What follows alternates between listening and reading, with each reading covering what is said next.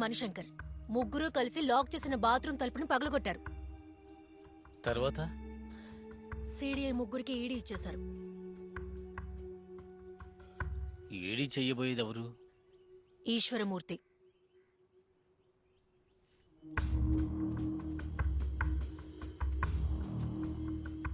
పాపం తనంతటి తానే ఇరుక్కున్నాడు. ఏంటే పాపం అంటున్నావు?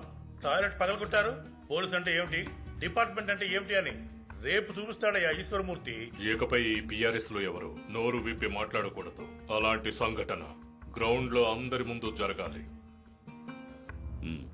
ఇంతవరకు ఈశ్వరమూర్తి అయ్యే చేతిలో 18 మంది చనిపోయారు. రేపు వీడు కూడా.